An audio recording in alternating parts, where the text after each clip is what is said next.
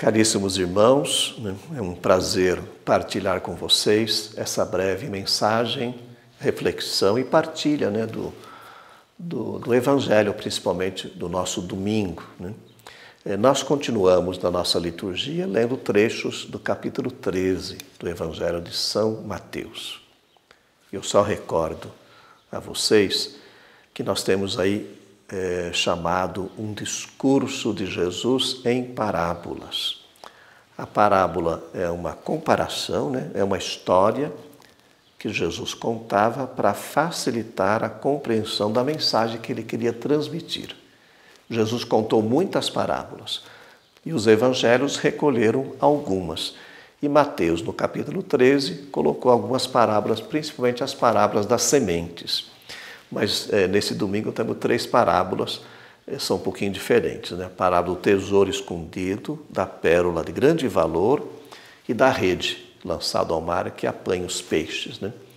Vamos procurar entender o que Jesus quer nos transmitir com essas histórias. Porque ele fala do reino, ele compara o reino contando essas parábolas. O reino é a mensagem central da mensagem de Jesus.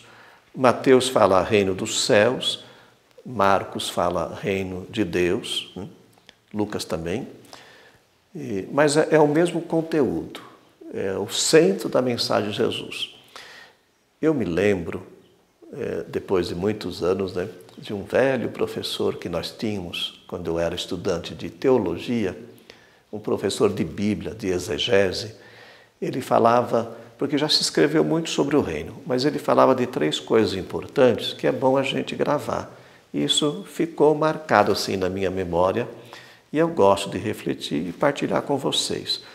Quando nós falamos reino de Deus, Jesus fala, o reino de Deus está próximo. Então, o que quer dizer? 3 coisas. Primeiro, a gratuidade do reino, depois a proximidade e a plenitude. Eu vou explicar para vocês o que significa isso. Gratuidade do reino. O reino é de Deus, não é nosso, Vocês entenderam isso? O reino é de Deus. Às vezes nós nos equivocamos dizendo assim, nós vamos construir o reino de Deus. Não somos nós que vamos construir. O reino é de Deus. Nós acolhemos essa graça anunciada por Jesus e fazemos a nossa parte. Se o reino é essa presença de Deus com seu amor, com sua paz, com sua justiça, misericórdia, nós acolhemos tudo isso e procuramos também dar o nosso retorno. Então, fé é dom de Deus. São Paulo que gostava muito de pregar isso. É na gratuidade que Deus nos salva na pessoa de Jesus e nós damos a nossa resposta. Depois, a proximidade do reino. O que é isso? Jesus fala, o reino de Deus está próximo. Ele está presente na missão de Jesus. É isso. A proximidade é essa encarnação do Verbo em nossa história. Presente em Jesus, nas suas atividades, no seu apostolado, que ele depois estendeu para os discípulos e para a igreja. Então, está presente também na missão da igreja. Está presente, mas não é, vamos dizer assim, que ele se realiza de modo pleno aqui na terra. Tem o seu germe, as suas sementes. A plenitude é lá no céu, E aí, então, eu vou falar da plenitude. O que é essa plenitude? É a revelação plena de Deus na pessoa de Jesus.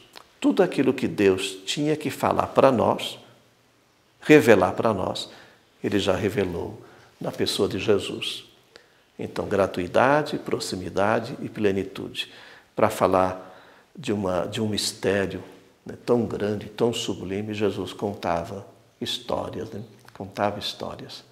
Esse é o nosso tesouro, que Jesus veio revelar. Depois, nós temos também a última parábola que vai falar da rede, que apanha peixes.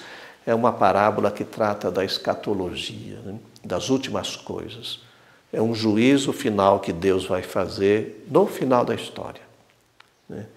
A Bíblia fala que ele vai agir com misericórdia, mas Deus tem que fazer um juízo. Ele tem que julgar, porque isso compete a Ele. Essa história não é para colocar medo em nós, mas para orientar o nosso presente. Se eu sei que um dia Deus vai emitir um juízo, no dia de hoje, no momento presente, nessa história em que eu estou vivendo, eu procuro dar a minha resposta. Procuro fazer que nem Salomão, né? Que era um menino ainda, né? E fez uma oração muito bonita, porque ele tinha que governar toda uma nação. O que ele pediu para Deus?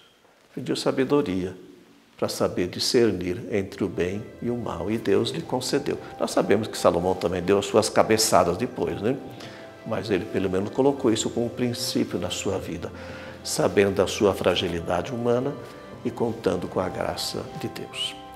Abençoe-vos o Deus Todo-Poderoso, Ele que é Pai, Filho, Espírito Santo. Amém.